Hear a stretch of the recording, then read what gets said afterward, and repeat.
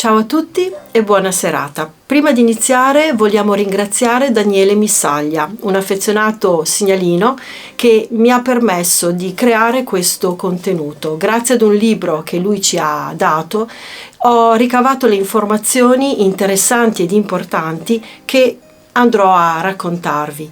In più ci ha fornito le immagini che avete visto all'inizio del video che ha realizzato con il drone. Iniziamo. C'era una volta un paesino, Cortenova, in provincia di Lecco, e su una collinetta ai piedi dei monti che circondano la Valsassina giace, ormai morente, una vecchia signora dalla bellezza ormai decaduta, ma che non è del tutto inerte. Molto probabilmente sotto le sue ampie gonne si nasconde ancora un mostro. Stiamo parlando della villa forse più famosa tra i ghost hunter, Villa De Vecchi. Villa De Vecchi è un capolavoro dell'architettura ed è l'ultima opera realizzata da Alessandro Sidoli, un architetto milanese della prima metà del 1800 e scarsamente considerato. L'idea di questo progetto però non è sua, gli è stata data da un amico caro, il conte Felice De Vecchi. Felice De Vecchi ha un ruolo importante nel Risorgimento italiano. Ha partecipato alle 5 giornate di Milano e all'assedio di Gaeta nel 1861 come capo della Guardia Nazionale. Fin da giovane ha sviluppato una forte propensione per gli studi classici e una grande passione per il disegno, tanto da diventare un famoso e esperto paesaggista. In più era dotato di un forte gusto per l'esotico, al punto da effettuare un lunghissimo viaggio lungo il Danubio per arrivare in Turchia, in Persia, in India e durante il viaggio di ritorno anche in Egitto. Nel 1844 si sposa con Carolina Franchetti di Ponte, dalla quale ebbe 2 figli, Giuseppe e Beatrice, ma nel 1851, e ricordiamoci questa data, il 1851, purtroppo rimane vedovo. Elaborato il lutto e con i bimbi ancora piccoli, suo malgrado, mi viene da dire, inizia a conoscere la Valsassina. Suo malgrado perché a causa il suo cagionevole stato di salute si trova a frequentare le sorgenti termali della zona, ma la Valsassina gli entra nel cuore, si innamora di questo posto, di questo paesaggio, al punto da voler costruire proprio in quel luogo una casa, una villa che sarebbe diventata per lui e per la sua famiglia una residenza estiva, visto che abitualmente loro risiedevano e vivevano a Milano. Il progetto è ideato da lui, abile disegnatore, abile paesaggista, ma affida la realizzazione di questo capolavoro a un amico caro, abbiamo detto Alessandro Sidoli, che inizia a costruire la villa nel 1853. La villa è pronta, se teniamo conto di quelle che erano le tecnologie del tempo, le vie di comunicazione, anche in breve tempo, nell'arco di 3-4 anni, la villa viene ultimata, ma Sidoli non arriverà mai a vederla completata perché morirà prima, e questo alimenterà un po' alcune leggende che aleggiano sulla villa stessa. Villa De Vecchi sorge a 476 metri sul livello del mare ed è sempre stata chiamata la Casa Rossa. Rossa per il suo colore vivace, ma rossa anche perché è stata costruita con mattoni di arenaria rossa locale. un rosso che spiccava nel verde della vallata ed era cangiante, cambiava con il cambiare del tempo meteorologico, e un rosso talmente bello e caratteristico al punto che la chiesa del paese fu ritinteggiata con la stessa tonalità. Era circondata da un enorme parco, di cui oggi rimane ben poco. La parte antistante della villa, come avete potuto vedere dalle immagini, ora è un enorme prato, ma originariamente era piena di alberi e cespugli di ogni tipo, cedri, pini, querce, noccioli. In più c'erano parecchie panchine ed una bellissima fontana. Nella parte retrostante della villa si estendeva un enorme bosco che si inerpicava per tutta la montagna. La proprietà era enorme. Su per la montagna c'era un piccolo capanno dove venivano portate ad essiccazione le castagne, e inoltre ancora più in alto c'era la casa di un contadino, il cascinale di un contadino che si occupava dei vigneti. A poca distanza dalla villa, poco meno di 100 metri, si trovava quello che viene chiamato il campionino, ovvero l'abitazione del custode e del giardiniere. Questa casa era davvero particolare perché originariamente aveva tutte le caratteristiche di una casa araba, quasi come se fosse la casa di Ali Baba, proprio perché il De Vecchi l'aveva progettata secondo il gusto che lui aveva dell'esotico e dei paesi orientali. Nel tempo però la casa del custode fu modificata, venne cambiata secondo lo stile montano più in sintonia con quella che è l'ambiente circostante della Valsassina. Nel 1857 la casa viene completata e resa abitabile, anche se già nel 1856 il conte De Vecchi vi aveva abitato con la famiglia durante l'estate, come risultava da una lapide che si trovava sulla facciata della casa e che ora non c'è più. Vi dicevo prima di ricordare la data del 1851, che è la data della morte della moglie. Bene, 1851, la villa viene iniziata nel 1853 ed ultimata nel 1857, molto dopo la morte della moglie. Quindi la moglie non ha mai vissuto in quella casa. La villa ha da sempre avuto delle caratteristiche peculiari che l'hanno resa unica, un vero capolavoro dell'architettura.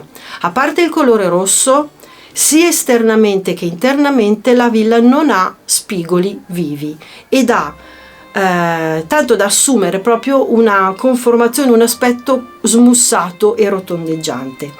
L'intera struttura poi è, come è stato più volte detto, fortemente influenzata da quella che era la passione del conte Felice De Vecchi per la cultura orientale. I 3 piani, ben riconoscibili dall'esterno, erano nettamente in contrasto con quella che era l'organizzazione verticale interna. I 2 stretti corridoi che venivano usati per gli spostamenti della servitù si vanno ad incastrare e a sovrapporsi l'uno all'altro in quelli che sono i 3 piani della casa, tanto da farli diventare da 3 a 5 piani, in più da farla diventare da 3 a 5 piani. In più, l'ultimo piano mai completamente finito, vi era un ultimo piano mai completamente finito, doveva diventare un osservatorio astronomico. Al suo interno la villa possiede delle vere e proprie chicche che si rifanno a quello che è il gusto ottocentesco del marchingegno. Innanzitutto 2 caldaie riscaldavano l'acqua che andava ai bagni e alle lavanderie. Un filo di ferro partiva dalla torretta per arrivare fino al piano interrato e veniva utilizzato per azionare una campanella, per avvisare gli ospiti che erano fuori in giardino che era pronto il pranzo o la cena. Un'elaborata rete di tubi e di pluviali portava l'acqua ai bagni e faceva defluire l'acqua piovana, ma il marchingegno più importante, quello che per eccellenza caratterizza la casa, sarebbe il precursore del moderno montavivande. È una sorta di macchina che sollevava i piatti dalla cucina fino alla sala da pranzo, e ancora oggi lo si può notare in quella che è la stanza dove c'è il camino e dove c'è anche, purtroppo rotto e sfasciato direi, il pianoforte. Nel 1862, a 46 anni, il conte Felice De Vecchi muore, e muore a Milano, non nella villa come tante voci dicono. La villa passa quindi al figlio Giuseppe, anche se per parecchi anni sui documenti risulta il nome del fratello del conte, cioè Biagio De Vecchi.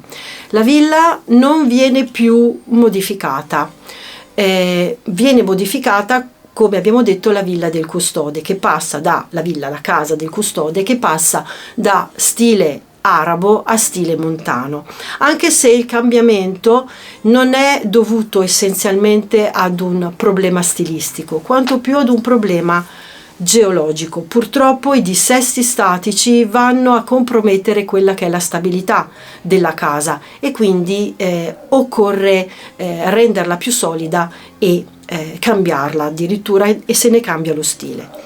Dal 1887 la villa poteva ormai essere raggiunta molto più facilmente perché la strada viene resa carreggiabile. Ciò nonostante viene meno frequentata, e questo anche per la morte del figlio del conte, Giuseppe De Vecchi, a cui succedettero le due figlie, Francesca e Beatrice. A partire dal 1938, siamo già nel 1900, i De Vecchi non trascorrono più le loro vacanze estive nella villa. Inevitabilmente inizia il degrado, anche se il custode Antonio Negri, che ancora risiede lì, cerca in qualche modo di apportare la manutenzione ordinaria e cerca un po' di occuparsene, ed è grazie a lui che nel dopoguerra si mette la villa sotto tutele, grazie al suo interessamento, questo, grazie e soprattutto seguendo quella legge, una legge del 1949 che andava ad occuparsi di ville, case, parchi di valore artistico e storico. Nel 1959, ormai abbandonata, Villa De Vecchi passa di proprietà, viene acquistata dai Medici di Marignago, che sono imparentati coi De Vecchi, e nel 1983 cambia ulteriormente di proprietà. Oggi la villa è in completo abbandono da più ormai di 50 anni per mancanza di manutenzione e per quello che è il vero mostro di Villa De Vecchi. Il mostro di Villa De Vecchi è l'acqua piovana e l'acqua sorgiva. Da una parte la rottura dei canali che internamente alla casa, nelle intercapedini, andavano a portare l'acqua nei bagni, nelle stanze, nelle cucine, va a creare un forte accumulo di umidità nei muri, che è rischiosa sia con il gelo che con il disgelo. Si sa che il cambiamento di stato dell'acqua da liquido a solido, quando diventa ghiaccio, gonfia quelle che sono le tubature. La rottura di queste tubature e il cambiamento di stato dell'acqua va ad inondare letteralmente le murature, e molto probabilmente, ma questo è un mio parere, un mio personale parere, questo crearsi del ghiaccio e scongelarsi va a produrre quei rumori che caratterizzano tanto Villa de Vecchi.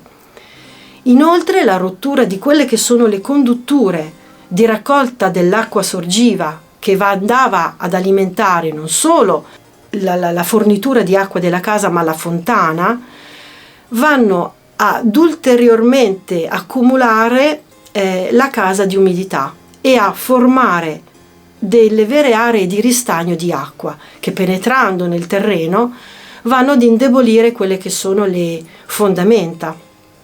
Quindi lo stesso dissesto geologico che andava a rendere instabile la casa del custode va a minare quelle che sono le fondamenta di Villa de Vecchi. Nel tempo Villa de Vecchi, con il suo aspetto decadente, ha alimentato parecchie leggende che però lasciano il tempo che trovano e fomentano una sbagliata informazione, una sbagliata conoscenza. Si dice che Felice de Vecchi, di ritorno da una passeggiata, abbia trovato la moglie e la figlia morte e che, nonostante il dolore, sia rimasto a vivere nella villa fino alla sua morte. Come abbiamo visto, date alla mano, questo non è vero. La moglie è morta prima della progettazione della casa e il conte Felice de Vecchi è morto a Milano. Si dice che negli anni *20* il famoso e discusso esoterista Aleister Crowley trascorse un certo periodo in quella casa e vi fece dei rituali per poter mettersi in contatto con l'entità. Non c'è documento che possa attestare la sua permanenza a Cortenova e a Villa de Vecchi. Si dice che uno spirito aleggi nella casa suonando ogni notte la stessa melodia al pianoforte e che a volte si affacci alla finestra. Di questo non c'è testimonianza effettiva. Si dice che la fontana zampillasse sangue, ma nemmeno di questo c'è testimonianza. Ovviamente sono tutte storie create ad arte. Lo stesso Giuseppe Negri, l'ultimo discendente dei custodi di Villa de Vecchi, dichiarò che le leggende non hanno fondamento e sono solo figlie del sensazionalismo. Nel 2000 il FAI ha avviato una campagna di sensibilizzazione per salvare Villa de Vecchi, ma 7 milioni di euro hanno ostacolato qualsiasi idea di recupero. Vi chiederete, e il paranormale dove sta? Appunto, non sta. Abbiamo visto che il mostro di Villa de Vecchi è l'acqua e il dissesto geologico. Villa de Vecchi è stata inserita nei primi posti di una classifica tra le ville più infestate d'Italia e non solo, ma non esistono i presupposti per considerarla tale. Di certo il suo aspetto non aiuta. Vederla sulla collina con queste finestre aperte, la porta aperta come se fossero occhi e bocca spalancati, di certo alimenta queste fantasie orrorifiche. Ma è sicuramente Villa de Vecchi, il suo problema è l'essere in questo stato di degrado estremo ed è stranissimo che ancora non sia crollata. Forse questo è il vero paranormale, il fatto che ancora resista e vada avanti. Nonostante il suo aspetto, quindi, non esistono fantasmi che suonano pianoforti e non esistono fantasmi che si affacciano alle finestre. L'unica cosa che rimane da fare è ridonare a Villa de Vecchi la sua dignità, ricordarla per quello che è, cioè un capolavoro architettonico ed un vero splendore.